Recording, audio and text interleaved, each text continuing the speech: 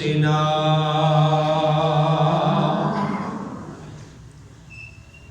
ومن سيئات أعمالنا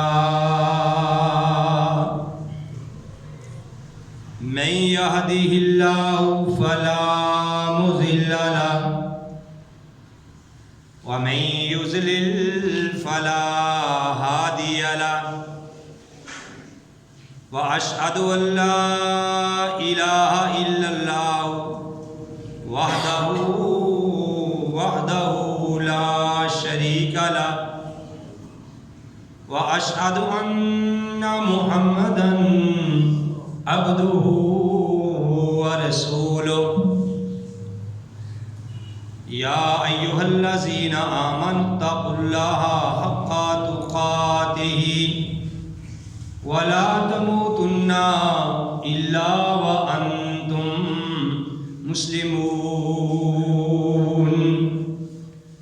يا أيها الناس اتقوا ربكم الذي خلقكم من نفس واحدة وخلق منها زوجها وبث منهما رجالا كثيرا ونساء واتقوا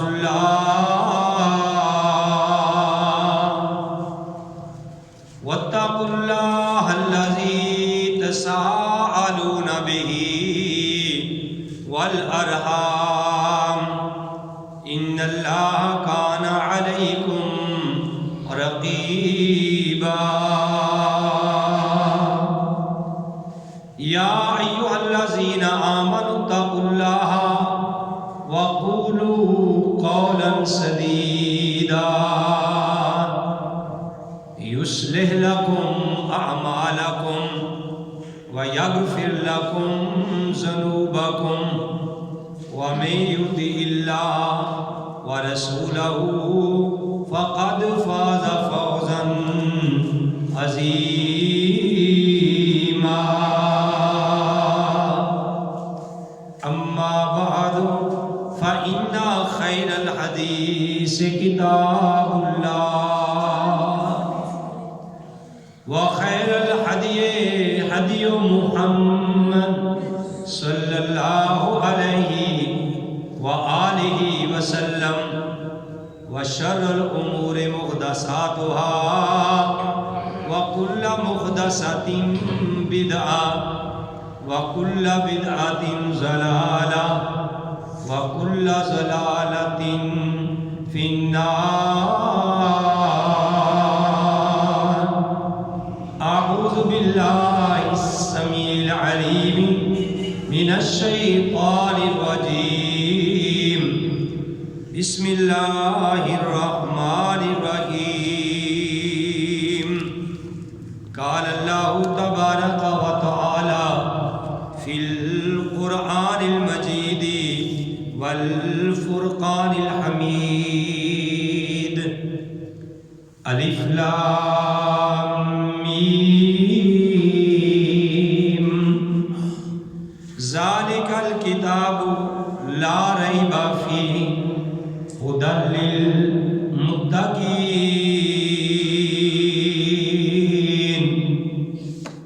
یہ کتاب نہیں کسی قسم کا شک و شبہ اس میں اور یہ ہدایت دیتی ہے ڈرنے والوں کو محمد کی جس دل میں الفت نہ ہوگی سمجھ لو کہ قسمت میں جنت نہ ہوگی بھٹکتا رہا ہے بھٹکتا رہے گا محمد سے جس کو عقیدت نہ ہوگی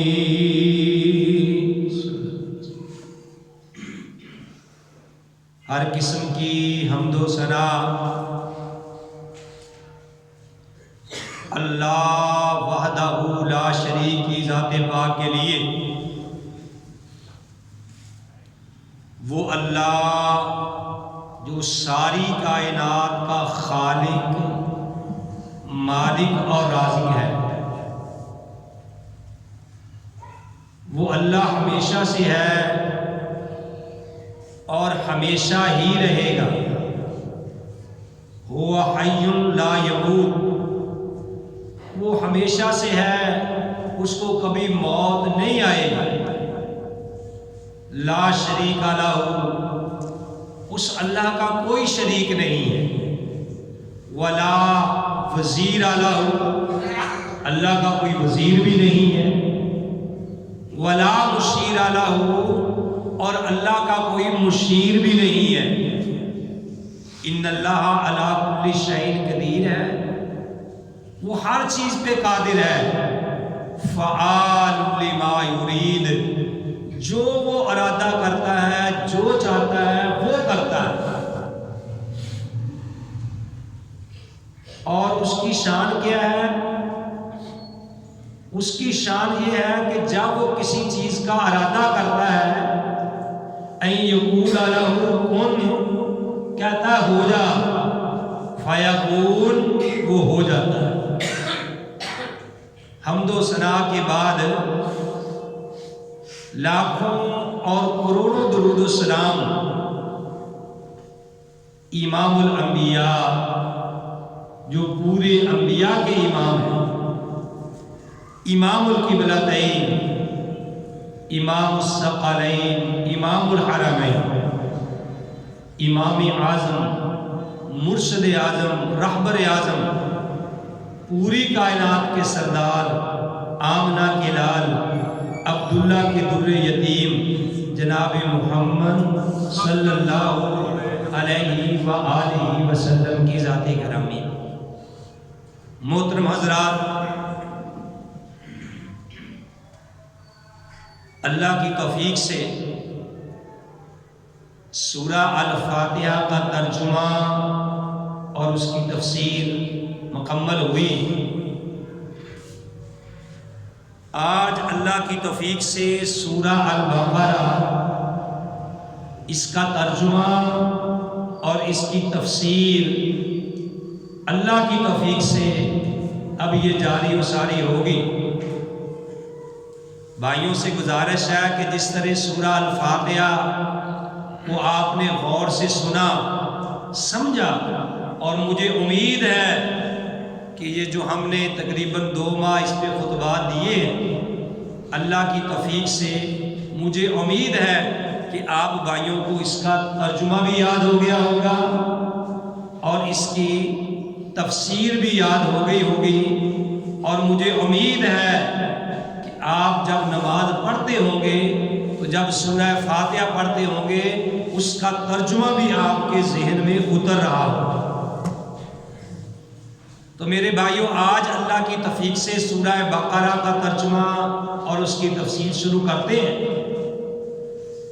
سب سے پہلے یہ بات غور سے سن لیں کہ قرآن پاک کی جتنی بھی صورتیں ہیں، غالباً 114 صورتیں ہیں، تو ان صورتوں کے جو بھی نام رکھے گئے ہیں، ان کے رکھنے کی کوئی نہ کوئی وجہ ضرور ہے۔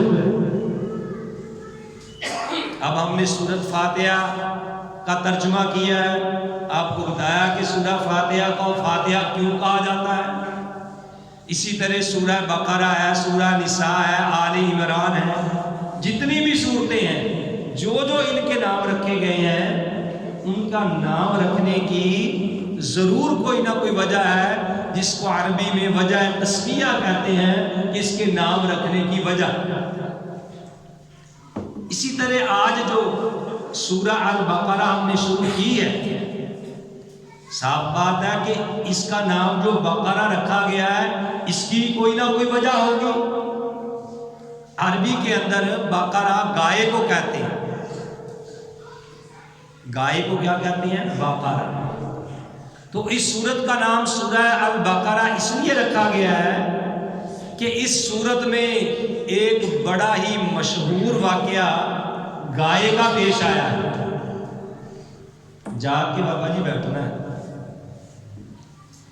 کس کا مشہور واقعہ آیا ابھی؟ گائے کا۔ وہ مشہور واقعہ کیا ہے کہ ایک بھتیجے نے اپنے حقیقی چچا سگے چچا کو دولت کی خاطر قتل کر دیا، کیونکہ یہ دولت فتنہ ہے، مال فتنہ ہے۔ یہ نہیں دیکھتا کہ میرا باپ ہے، میرا بیٹا ہے۔ ابھی آپ نے چند دن پہلے یہ خبر سنی ہوگی کہ ایک حقیقی بیٹے نے، اس کے باپ کے پاس دولت بہت زیادہ تھی تو اس نے اپنے باپ کو قتل کر دیا۔ یہ پچھلے ماہ کی بات ہے۔ تو اسی طرح میرے بھائیوں، اس نے اپنے حقیقی چچا کو دولت کی خاطر قتل کر دیا۔ چچا مال مدار بڑا تھا، اور پھر وہ خود ہی مدعی بن کے موسیٰ علیہ السلام کے دربار میں آ گیا، کیونکہ موسیٰ علیہ السلام کا اس وقت دور تھا۔ تو کہنے لگا جی میرے بھتیجے کو کوئی قتل کر کے چلا گیا ہے، خود ہی مدعی بن کے چلا گیا، وہی قاتل، وہی مخبر، وہی قاتل، وہی مخبر، وہی منصف ٹھہرے، اقربا میرے خون کا دعویٰ کرے کس پر؟ تو پتہ نہیں چل رہا تھا۔ تو موسیٰ علیہ السلام نے بھی تحقیق کی، پتہ نہ چلا۔ لیکن میں قربان جاؤں، اللہ کے آگے تو کوئی بندہ بات کو چھپا نہیں سکتا ہے۔ تو اللہ احکم الحاکمین نے موسیٰ علیہ السلام کو کہا کہ اے موسیٰ، ایک گائے ذبح کرو، ایک گائے ذبح کرو، اور پھر اس گائے کا گوشت کا ایک ٹکڑا جس بندے کو قتل کر دیا گیا اس کے ساتھ لگانا، تو وہ بول کے ہی بتا دے گا کہ مجھے قتل کس نے کیا ہے۔ اب اللہ چاہتا تو بکری ذبح کرا کے بھی بلوا سکتا ہے، اللہ اونٹ کا بھی کہہ سکتا تھا، اللہ مرغی کا بھی کہہ سکتا تھا، اللہ کسی پرندے کے بارے میں بھی کہہ سکتا تھا، لیکن اللہ نے کہا کہ گائے کو ذبح کرو۔ اب اس میں بھی بہت بڑی حکمت تھی، کیونکہ ان لوگوں کے دلوں میں گائے کی محبت تھی۔ بعض نے گائے کو اپنا معبود بنا لیا تھا، اس کی پوجا کرتے تھے، عبادت کرتے تھے۔ تو اللہ نے گائے ذبح کروائی کہ اس کا ٹکڑا لگاؤ تو یہ زندہ ہوگا، کیونکہ اللہ نے یہ ثابت کیا کہ جس کو ذبح کر دیا جائے وہ معبود نہیں ہو سکتا، وہ تمہارا الہ نہیں ہو سکتا، وہ تمہارا حاجت روا مشکل کشا وہ نہیں ہو سکتا۔ تو بہرحال جب گائے کو ذبح کیا گیا، اس کا ٹکڑا اس مرنے والے کے اوپر لگایا اس طریقے سے، تو اس نے بول کے بتا دیا کہ مجھے تو میرے بھتیجے نے قتل کیا ہے۔ اس طریقے سے پتہ چل گیا، چونکہ یہ واقعہ گائے کا اس میں پیش آیا ہے تو اس لیے اس کا نام کیا رکھا ہے؟ سورہ البقرہ، جو آج ہم نے شروع کی ہے۔ خاص واقعہ، ویسے تو یہ سورت جو ہے 28 پاروں پہ مشتمل ہے، 2.5 پاریاں دے اندر جا کے مکمل ہوتی ہے یہ سورت، اور اس کی تقریباً 286 آیات ہیں اور 40 اس کے رکوع ہیں۔ 28 پاروں پہ یہ مشتمل ہے، اس میں اور بہت سارے مسائل ہیں، لیکن چونکہ خاص واقعہ جو ہے وہ گائے کا پیش آیا ہے تو اس لیے اس کا نام کیا رکھا ہے بھائی؟ سورہ بقرہ۔ تو بہرحال اس سورت کی فضیلت بڑی ہے، اور وہ فضیلت جو میں بیان کرنے لگا ہوں وہ میں اپنی طرف سے بیان نہیں کرنے لگا، اور نہ ہی کسی بندے کو یہ حق پہنچتا ہے کہ وہ اپنی طرف سے کسی جو دینی مسئلہ ہے اس میں اپنی طرف سے دخل دے۔ نہ کسی کو اجازت ہے کہ اس میں کمی کرے، اور نہ ہی کسی کو اجازت ہے کہ اللہ اور اس کے رسول کے بتائے ہوئے دین میں زیادتی کرے، نہ کمی کرے نہ زیادتی کرے۔ اس لیے میرے بھائیوں، ہمیں اللہ اور اس کے رسول صلی اللہ علیہ وسلم کی طرف آنا چاہیے۔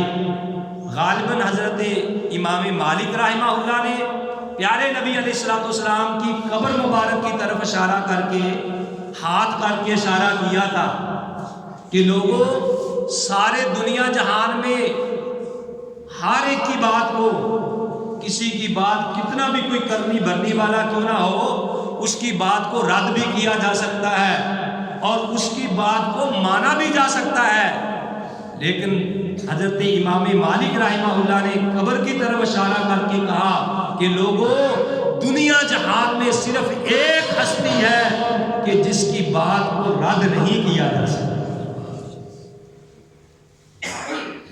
تو بھائیوں، امام کائنات علیہ الصلوۃ والسلام نے فرمایا، آپ نے فرمایا کہ اپنے گھروں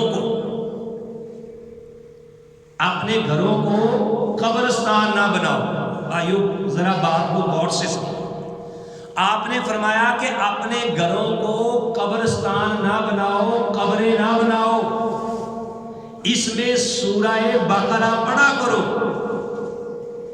اپنے گھروں کو قبریں نہ بناؤ، گھر میں سورہ بقرہ پڑھا کرو، کیونکہ جس گھر میں سورہ بقرہ پڑھی جاتی ہے شیطان اس گھر سے بھاگ جاتا ہے۔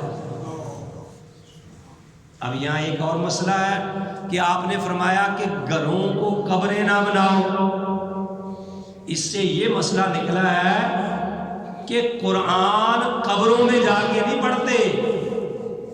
بابا جی، قرآن قبرت جا کے نہیں پڑھی دا، قرآن اپنے گھر میں قرآن کی تلاوت کرو، مساجد میں قرآن کی تلاوت کرو، قبروں میں جا کے قرآن نہیں پڑھنا۔ قبروں میں جانا ہے تو وہاں جا کے دعا کرنی ہے ان کے لیے، سب سے پہلے جا کے سلام کرنا ہے کہ السلام علیکم یا اہل القبور یغفر اللہ لنا ولکم انتم سلفنا ونحن بالعصر۔ تو اے قبراں والےو، تاڈے تے سلامتی ہوے، اللہ سانو بھی معاف کرے تے تانوں بھی معاف کرے، تسی ساڈے تو پہلو آ گئے ہو تے اسی تاڈے تو بعد آن والے۔ آپ نے فرمایا کہ اپنے گھروں کو قبریں نہ بناؤ۔ اس سے یہ بھی ثابت ہو گیا کہ جس گھر میں اللہ کا قرآن نہیں پڑھا جاتا وہ گھر نہیں، وہ قبرستان ہے، وہ گھر نہیں، وہ قبرستان ہے۔ تو میرے بھائیوں، اپنے گھروں میں قرآن کی تلاوت کرنی چاہیے۔ پیارے نبی علیہ الصلوۃ والسلام نے اس کی ارشاد فرمایا کہ جس گھر میں سورہ بقرہ پڑھی جائے اس گھر میں شیطان داخل نہیں ہوتا، شیطان اس گھر سے بھاگ جاتا ہے۔ بھئی تجربہ تو کرو، پیارے نبی کی بات پہ بندے کو یقین تو ہونا چاہیے، بندے کو یقین تو ہونا چاہیے کہ پیارے نبی علیہ الصلوۃ والسلام نے فرمایا ہے، بندے کو یقین ہونا چاہیے۔ کیسا یقین ہونا چاہیے؟ جس طریقے سے صحابہ نے قرآن پہ یقین کیا ہے۔ تو ایک تو میرے بھائیوں یہ حدیث میں نے آپ کے سامنے پڑھی ہے سورہ بقرہ کے بارے میں، اور پھر نبی علیہ الصلوۃ والسلام نے یہ بھی فرمایا کہ سورہ بقرہ قرآن کی کوہان ہے، کوہان، اور بلندی ہے، یہ عظمت ہے۔ جس طرح اونٹ کی کوہان ہوتی ہے، اونٹ اپنے کوہان سے ہی بھگتا ہے، ججتا ہے، اس کا روب کوہان کے ساتھ ہی ہے۔ تو گویا کہ یہ سورہ بقرہ پیارے نبی علیہ الصلوۃ والسلام نے فرمایا یہ قرآن کی کوہان ہے۔ کیوں کہ اس کے اندر آیت الکرسی بھی آتی ہے، اس کی بہت فضیلت ہے، کیونکہ جس گھر میں آیت الکرسی رات کو جو بندہ پڑھ کے سوئے، پیارے نبی علیہ الصلوۃ والسلام نے فرمایا کہ اللہ کی طرف سے اس گھر میں اللہ تعالیٰ اپنی طرف سے ایک فرشتہ مقرر کرتا ہے جو اس کے گھر کی حفاظت کرتا ہے۔ بھائیو آیت الکرسی پڑھ کے سویا کرو۔ اور پھر اس لیے بھی اس کی فضیلت اس لیے زیادہ ہے کہ بھائی سورہ البقرہ کی جو آخری آیات ہیں، 2 آمن الرسول بما انزل الیہ من ربہ، جو وہاں سے شروع ہوتی ہیں، اور جو آدمی رات کو یہ پڑھ کے سوئے، پیارے نبی علیہ الصلوۃ والسلام نے فرمایا کہ وہ بندے کے لیے کافی ہو جاتی، ہر دکھ کے لیے کافی ہو جاتی،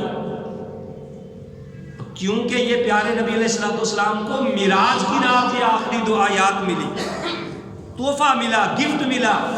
جس طرح آپ نے فرمایا کہ لا حول ولا قوت الا باللہ، یہ جنت کے خزانوں میں سے ایک خزانہ ہے، اور یہ 99 یعنی 100 گویا کہ بیماریوں کا علاج ہے، اور سب سے جو بہتر سب سے نکی وہ کیا ہے؟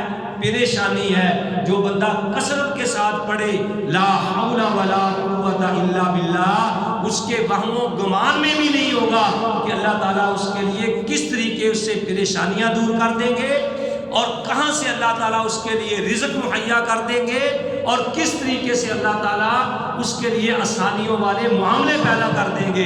تو بھائیوں کثرت کے ساتھ پڑھا کرو لا حول ولا قوت الا باللہ۔ یہ ضمن بات آئی تو بتاتے چلا جاؤں کہ اس کا ترجمہ کیا ہے۔ اس کا لب لباب ترجمے کا یہی ہے کہ اے اللہ میرے اندر تو ایک حرکت کرنے کی بھی، میں اپنی مرضی سے حرکت بھی نہیں کر سکتا، میرے اندر یہ نہیں اتنی ہمت کہ میں کوئی نیکی کر لوں، حرکت کر لوں، یا میں گناہوں سے بچوں۔ اللہ تو مجھے گناہوں سے بچائے گا تو میں بچوں گا، اللہ تو مجھے نیکی کرنے کی توفیق دے گا تو میں نیکی کروں گا۔ تو میرے بھائیوں سورہ بقرہ کی آخری 2 آیات اور یہ لا حول ولا قوت الا باللہ، اس کا کثرت کے ساتھ ذکر کرو۔ دکان پہ بیٹھے ہیں پڑھو، 500 بار پڑھو، 1000 بار پڑھو، جتنی بار اللہ نے توفیق دی ہے پڑھو، انشاءاللہ رحمان تمہارے وہم و گمان میں بھی نہیں ہوگا کہ اللہ تعالیٰ کس طریقے سے تمہاری پریشانیاں دور کرے گا۔ تو سورہ بقرہ کے بارے میں نے آپ کو بتایا، اور صحیح بخاری کے اندر ایک حدیث ہے کہ ایک صحابی تھے غالباً اسید بن حفیر رضی اللہ تعالی عنہ، وہ سورہ بقرہ کی تلاوت کر رہے تھے۔ سورہ بقرہ کی وہ قرآن پڑھ رہے تھے، نماز میں سورہ بقرہ اس نے شروع کی تھی۔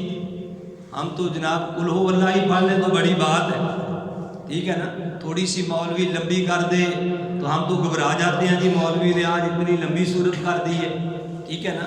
وہ سورہ بقرہ کی تلاوت کر رہے تھے تو پاس ہی ان کا گدھ یعنی گھوڑا جو ہے وہ باندھا ہوا تھا، مجاہد تھے، گھوڑا باندھا ہوا تھا، اور ساتھ ہی ایک سائڈ پہ اس کا بیٹا لیٹا ہوا تھا یحییٰ چھوٹا سا۔ تو قرآن کی تلاوت سورہ بقرہ اس نے شروع کی تو جو گھوڑا تھا نا باندھا ہوا وہ بدکنے لگا، پنجابی جنہوں کہنے کہ پڑکن لا پیا، وہ بدکنے لگا۔ تو جب اس نے وہ ٹھہر گئے، پھر گھوڑا رک گیا، پھر شروع ہوئی، پھر گھوڑے نے ایسے بدکنا شروع کر دیا، 3 بار ایسے ہوا۔ تو اس نے جناب سلام پھیر دیا اس ڈر سے کہ کہیں گھوڑا میرے بچے کو نہ رون دے۔ تو اس نے جب اوپر آسمانوں کی طرف دیکھا تو ایک سائے بان کی طرح نا اس کے اوپر چھتری سی، یعنی اس طریقے سایہ کیے ہوئے۔ جب اس نے نماز ختم کی تو وہ سایہ ختم ہو گیا۔ پیارے نبی علیہ السلام کو اس نے بتایا کہ یا رسول اللہ صلی اللہ علیہ وسلم آج ایسے ایسے ہوا۔ آپ نے فرمایا کہ اسید جب تو قرآن پڑھ رہا تھا، سورہ بقرہ پڑھ رہا تھا، تو وہ فرشتے اللہ کے تیری تلاوت سننے آئے تھے، وہ جھرمٹ جو تھا سایہ وہ فرشتوں نے تیرے اوپر کیا تھا۔